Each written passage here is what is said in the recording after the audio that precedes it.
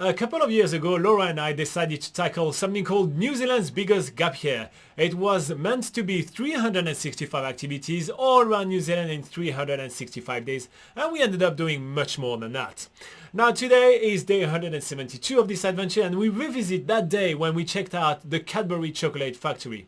Now sadly, the Cadbury Chocolate Factory is now closed in Dunedin, so this tour is not available, but check out what it used to be and what the tour used to be like.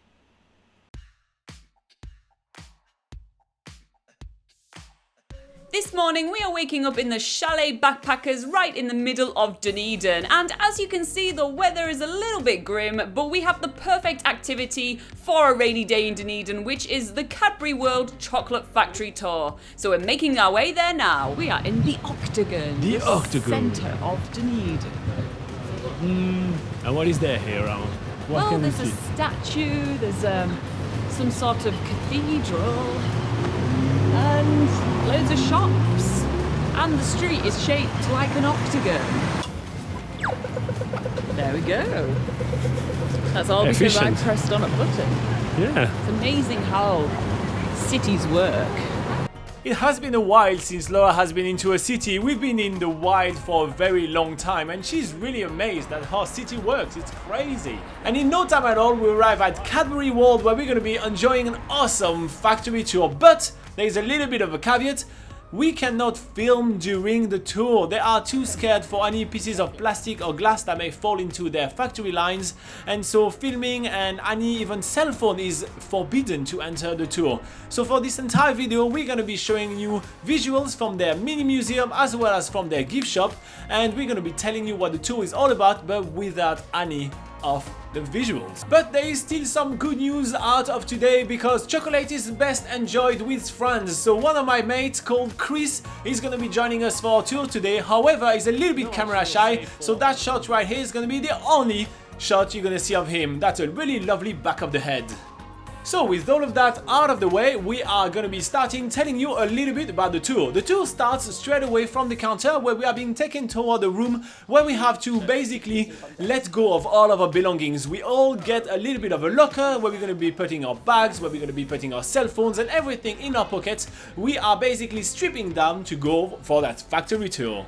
Then we meet our tour guide called Rebecca, who is dressed in some lovely purple dungarees, which kind of reminds me of the Oompa Loompas from Willy Wonka's Chocolate Factory, which is perfect for this tour. And then we are moving on to the sensory room. Here we learn about the chocolate making process through a flow chart. We also get to make our own creations by pouring different sorts of toppings and chocolate into a little plastic cup so we can chew on that, and then we go and do a chocolate tempering demo, and then we move on to another room which has a giant tumbler in it. In the giant tumbler room, we are learning about how to sugarcoat chocolate. This is what the process they use to make hard candies such as the Jaffa, which is a very popular kiwi candy. And the last room that we visit is a giant silo with a massive chocolate fountain in it. It's really awesome. Basically, we are walking into the silo, making our way all the way up it, and then from there the lady is turning off the lights, pressing on a massive button, and a huge amount of chocolate is just falling down, making a massive ruckus and splashing all of us with a lot of chocolate. Why did we do that? Just because we can. There is literally absolutely no reason for it. But one of the most biggest appeal of any chocolate factory tour is the chocolate itself. And during the whole tour, Rebecca gave us a plastic bag that we could fill up with a lot of different chocolate candy as we were going. Either she was asking us trivia question, and if we answer we get some chocolate, or either it's just because you were looking really sexy with your beautiful French accent and you got some chocolate anyway. So we start filling up our bags, but I just can't resist, and I start eating my chocolate every single time as soon as she gave them to me. So I ended up finishing the tour with almost nothing in my bag, while Laura, the little squirrel that she was, succeeded to save up all of her chocolate for later on down the road. Speaking of road, this is where we finish our tour.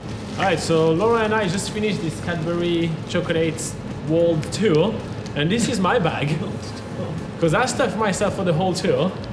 This is Laura's bag.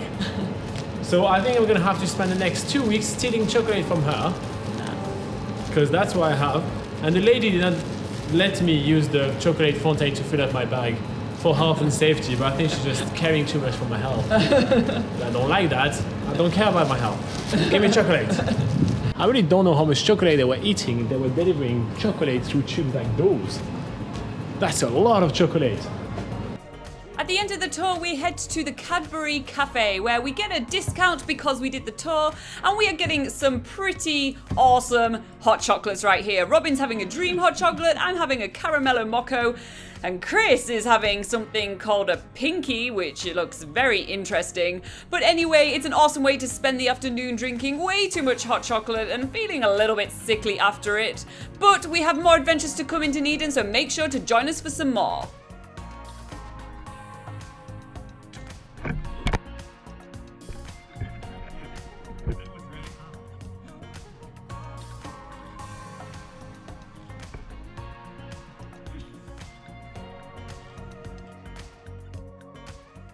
Alright guys, so as mentioned, this tour is not available anymore, but let's go over some of the comments you guys had the first time we published the video while the tour was still available. We had David Lamb that says, I like the gorilla drumming in sync with your video music. That was a happy accident, but good.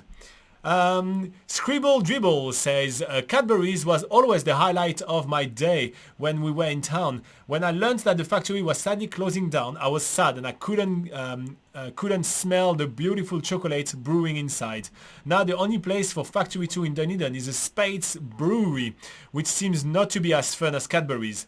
There were rumors spreading around Cadbury Old Factory turning it into Whitaker's factory, but sadly no, it's a hospital. Well, from a chocolate factory to a hospital. Not bad, eh?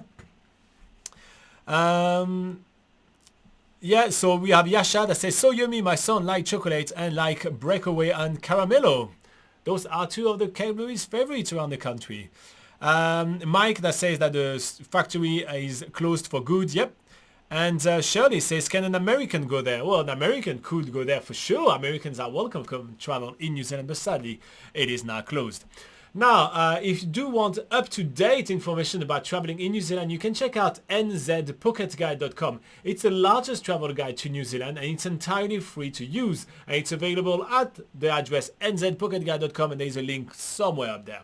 Now it's a travel guide that we, Laura and I, keep up to date all the time. So you're going to have all the latest information for planning your trip, which is pretty epic.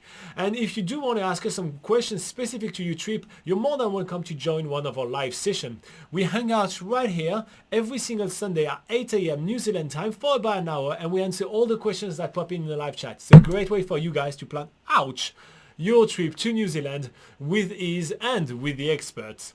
In the meantime, thank you very much for watching. We see you in the next adventure. Oh.